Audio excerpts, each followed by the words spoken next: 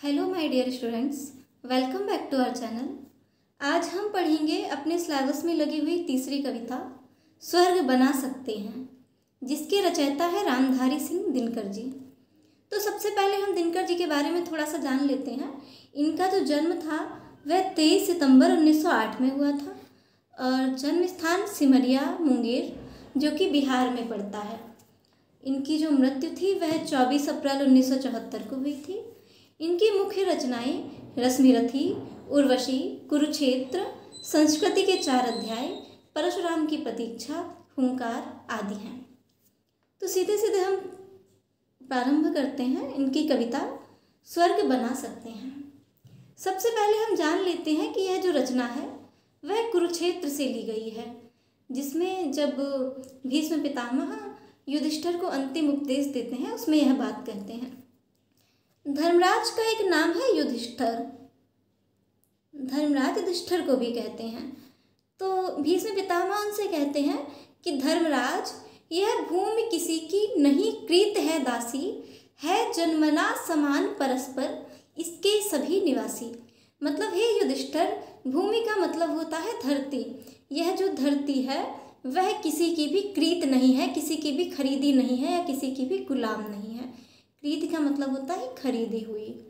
ठीक है, तो कह रहे हैं कि हे युधिष्ठिर, हे धर्मराज, यह जो धरती है वह किसी की खरीदी हुई गुलाम नहीं है जन्मना समान परस्पर इसके सभी निवासी। यहाँ जन्म लेने वाले सभी लोग, यहाँ जिसने जिसने जन्म लिया है वह या फिर यहाँ के जो निवासी हैं वह सभी एक समान है, किसी में किसी भी प्रकार का कोई भी अंतर नहीं है। देखिएगा यहाँ पर शब्दार्थ भी दिए गए हैं। धर्मराज का अर्थ है युधिष्ठिर, भूमि मतलब धरती, कृति मतलब खरीदी हुई, दासी मतलब सेविका, जन्मना मतलब जन्म से, परस्पर एक दूसरे से, निवासी रहने या बसने वाला व्यक्ति। यहाँ पर भूमि के कुछ पर्यायवाची भी दिए गए हैं, जैसे धरती, धरा, वसुंधरा, वसुधा आदि।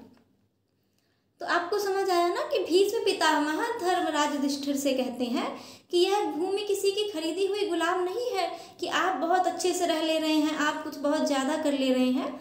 इस भूमि पर जिसने भी जन्म लिया है या इस भूमि पर जो भी रह रहा है उसका सभी का यहाँ पर एक समान अधिकार है। चलिए आगे बढ़ते हैं। कह रहे सबको मुक्त प्रकाश चाहिए, सबको मुक्त समीरण। समीरण का मतलब होता है हवा। कह रहे हैं यहाँ पर जो लोग भी रह रहे हैं उनको एक समान प्रकाश चाहिए। एक समान प्रकाश मतलब लाइट, सबको एक समान लाइट चाहिए। ऐसा नहीं है कि कुछ लोगों को बहुत ज़्यादा प्रकाश मिल जाए, बहुत ज़्यादा लाइट मिल जाए और कुछ लोग बहुत ज़्यादा अंधेरे में रहें। मतलब यहाँ पर समानता की बात की है, इक्वालिटी की बात की है कि यहाँ पर जन्म लेने वाले हर व्यक्ति को सबको खुला प्रकाश चाहिए और सबको खुली हवा। मुक्त मतलब होता है खुली, तो सबको खुली हवा चाहिए और बाधा रहित विकास, मुक्त आशंकाओं से जीवन। और उनका जो जीवन हो वह कैसा हो, बाधाओं से रहित हो, मतलब किसी भी प्रकार की कोई अड़चन ना हो, किसी भी प्रकार की कोई परेशानी ना हो, मुक्त आशंकाओं से जीवन। और उनका जो जीवन हो, आशंका का मतलब होता है संदेह, उनका जीवन संदेह से, आशंकाओं से एकदम मुक्त हो। यहाँ देख लेते हैं कि मुक्त मतलब आज़ाद या खुला हुआ, प्रकाश मतलब रोशनी, समीरण मतलब वायु, विकास मतलब उन्नति, आशंका मतलब संदेह। प्रकाश के कुछ पर्यायवाची जैसे उजाला, चमक, आभा, समीरण के वायु, अनिल, पवन।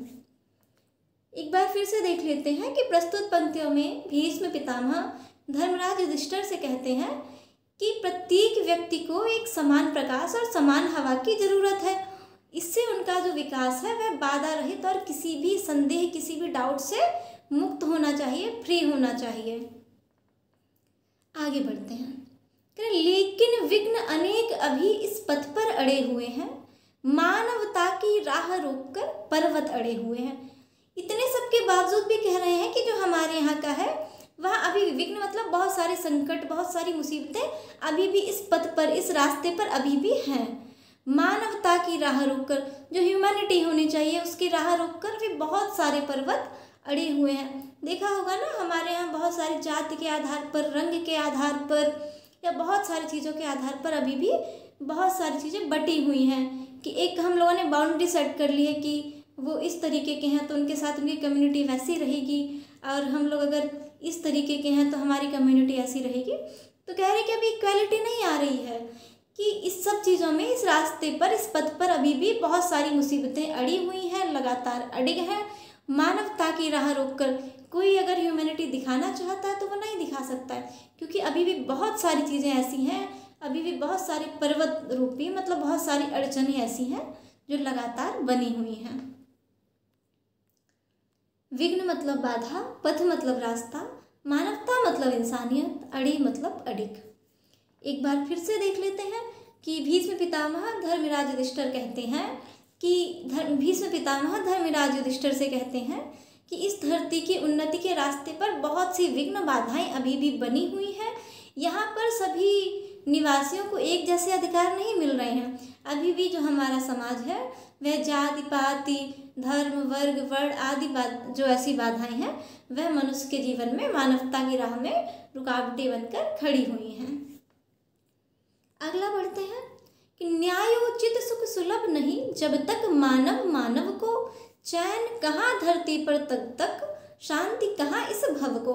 भव का मतलब होता है संसार, न्यायोचित मतलब उचित न्याय या न्याय के अनुसार। कह रहे हैं कि जब तक सभी को एक उचित न्याय नहीं मिलता, उचित न्याय के अनुसार सभी को सुलभ मतलब आसानी से सुख साधन प्राप्त नहीं होते हैं, तब तक इस धरती पर मनुष्य को सुख चैन नहीं है। यहाँ पर शांति, इस जो संसार सागर है यहाँ पर किसी को भी शांति नहीं मिलेगी। मैंने आपको बता दिया है कि न्यायोचित का मतलब होता है उचित न्याय, सुलभ का मतलब होता है आसान, भव का मतलब होता है संसार। एक बार दोबारा हम इसको देख लेते हैं कि भीष्म पितामह युधिष्ठिर से कहते हैं कि जब तक इस धरती पर रहने वाले मनुष्य को न्याय के अनुसार सुख सुविधाएं उपलब्ध नहीं हो जाती, नहीं मिल जाती, तब तक इस संसार को शांति प्राप्त नहीं होगी। मतलब अगर इस धरती पर आपको सुख चैन सब कुछ लाना है तो आवश्यक है कि सभी को न्याय के अनुसार सुख सुविधाएं मिलें। अगला है कि जब तक मनुज का यह सुख भाग नहीं सम होगा, शमित न होगा कोलाहल, संघर्ष नहीं कम होगा। शमित का मतलब होता है शांत और कोलाहल का मतलब होता है शोर। ठीक है, एक तरीके से इन दोनों के विलोम शब्द भी हो जाएंगे। तो कह रहे हैं कि जब तक मनुज का यह, मनुष्य से मनुष्य का जो यह सुख भाग है, जो उन लोगों में सुख की जो भाग है वह मतलब समान नहीं होगा। जब तक सबको समान सुख नहीं मिलेंगे, मतलब सारी चीज़ें इक्वल नहीं होंगी, तब तक शमित न होगा कोलाहल, संघर्ष नहीं कम होगा। तब तक यह जो शोर है वह शांत नहीं होगा, और संघर्ष जो भी स्ट्रगल है आगे बढ़ने के लिए वह कभी भी कम नहीं होगा। जब तक मनुष्य का जो सुख भाग है, उनको सुख साधन प्राप्ति है, वह सबको समान रूप से नहीं मिलेंगे, तब तक यह जो शोर है यह शांत नहीं होगा, और उनका जो स्ट्रगल है वह कम नहीं होगा। मनुष्य का मतलब मानव, सम का मतलब बराबर, शमित का मतलब होता है शांत, और कोलाहल का मतलब होता है शोर। एक बार फिर से हम इसे देख लेते हैं कि भीष्म पितामह युधिष्ठिर को उपदेश देते हुए कहते हैं कि जब तक मनुष्य के जीवन में समानता का सुख नहीं होगा, तब तक मनुष्य के मन में अशांति और बेचैनी बनी रहेगी। अगला पढ़ते हैं। कह रहे हैं कि उसे भूल वह फंसा परस्पर ही शंका में भय में, लगा हुआ केवल अपने में और भोग संचय में। परस्पर का मतलब आपको पता है एक दूसरे से, शंका मतलब डाउट संदेह, भय मतलब डर, और भोग मतलब जो भी उपभोग करने वाली वस्तुएं हैं, जो भी भोग विलास की वस्तुएं हैं, सांसारिक सुख हैं। संचय का मतलब होता है उनको इकट्ठा करने में। तो कह रहे हैं कि यहाँ सब कुछ हम मानवता भूलकर, समानता के अधिकार भूलकर किसमें फंसे हुए हैं, मन केवल संदेह में, डर में फंसा हुआ है, जिसमें हम केवल अपने भोग विलास की वस्तुएं हैं वह इकट्ठी करने में अपना सारा समय लगा दे रहे हैं। होता है ना, सुबह अगर हम ऑफिस के लिए निकल रहे हैं और अगर मेरे सामने किसी का मान लीजिए एक्सीडेंट हो गया, कुछ हो गया, तो हमको क्या लगेगा कि नहीं मुझे लेट हो रहा है, मेरी एक दिन की सैलरी डिडक्ट हो जाएगी, मेरा कुछ हो जाएगा, उसे फिर देख लिया जाएगा, उसे कोई और देख लेगा, हम उसे नज़रअंदाज कर कर आगे बढ़ जाते हैं। तो वही कह रहे हैं कि हम यहाँ पर सबको समानता के अधिकार, ह्यूमैनिटी सब कुछ भूलकर केवल अपने में लगे हुए हैं, अपने जो भी सुख साधन की वस्तुएं हैं वह इकट्ठी करने में अपना सारा समय लगा दे रहे हैं। शंका का मतलब होता है संदेह, भय का मतलब होता है डर, संचय का मतलब होता है इकट्ठा करना। तो इसमें जो भीष्म पितामह हैं वह युधिष्ठिर को उपदेश देते हुए कहते हैं कि मनुष्य अपने कर्तव्यों को भूलकर संदेह के जाल में फंस चुका है। उसे लग रहा है ना, उसे पता है कि अगर मैं आज ऑफिस टाइम से नहीं पहुंचा तो मेरी सैलरी डिटेक्ट हो जाएगी, और सैलरी डिटेक्ट हो गई तो बाकी की चीज़ें कैसे चलेंगी, क्या होगा, वो अपना पूरा एक फिक्स किए रहता है। कह रहे और वह डर के कारण भयभीत होकर, डर कर, केवल अपने बल और अपने पराक्रम को बढ़ाने के लिए, अपनी चीज़ों को बहुत ज़्यादा मतलब उसे और ज़्यादा अच्छा करने के लिए केवल सांसारिक वस्तुओं के संग्रह में जुटा हुआ है। उसे लग रहा है कि अगर हमारे पास ये भोग विलास की सारी चीज़ें होंगी तो हम बहुत अच्छे से रह सकते हैं। आगे है कि प्रभु के दिए हुए सुख इतने हैं विकीर्ण धरती पर, भोग सकें जो उन्हें जगत में, कहाँ अभी इतने नर। तो विकीर्ण का मतलब होता है फैले हुए, विकीर्ण का मतलब होता है फैले हुए, और जगत का मतलब होता है संसार, नर का मतलब होता है आदमी या मनुष्य। कह रहे हैं कि प्रभु का मतलब होता है ईश्वर, कि हमारे पास ईश्वर के दिए हुए इतने सारे सुख हैं जो धरती पर फैले हुए हैं, और भोग सके जो उन्हें जगत में, कहाँ अभी इतने नर, यानी कि मनुष्यों की कमी पड़ जाएगी, आदमियों की कमी पड़ जाएगी। ईश्वर ने हमें इतने सुख दिए हैं, हमारी धरती पर इतने सुख फैले हैं कि मनुष्य कम पड़ जाएंगे संसार में, लेकिन जो भोग की जो वस्तुएं हैं वह कम नहीं पड़ेंगी। उसके बावजूद भी यह है कि हम केवल अपना अपना जुटाना चाहते हैं, हम लोगों से चीज़ें बांटना नहीं चाहते। प्रभु का मतलब ईश्वर, विकीर्ण का मतलब फैले हुए, जगत का मतलब संसार। यहाँ जगत के कुछ पर्यायवाची भी दिए गए हैं, दुनिया, संसार, विश्व। आगे देखिएगा, भीष्म पितामह धर्मराज युधिष्ठिर से कहते हैं कि धरती पर मनुष्य के सुखों का भंडार है, बहुत सारे सुख हैं हमारे पास, और अगर मनुष्य उन्हीं सुखों के महत्व को समझकर उनका ही सदुपयोग करे, उनको ही अच्छे से यूटिलाइज करें, तो धरती के जो भी मनुष्य हैं वह मिलकर भी इन सारे सुखों को समाप्त नहीं कर सकते। कुल मिलाकर हमारे पास ईश्वर के दिए हुए इतने सारे सुख साधन हैं कि अगर हम सब लोग मिलकर भी उसको उपयोग में लाएंगे, उसका उपभोग करेंगे, तो भी वह खत्म नहीं होंगे। सब हो सकते तुष्ट, एक साथ सब सुख पा सकते हैं, चाहे तो पल में धरती को स्वर्ग बना सकते हैं।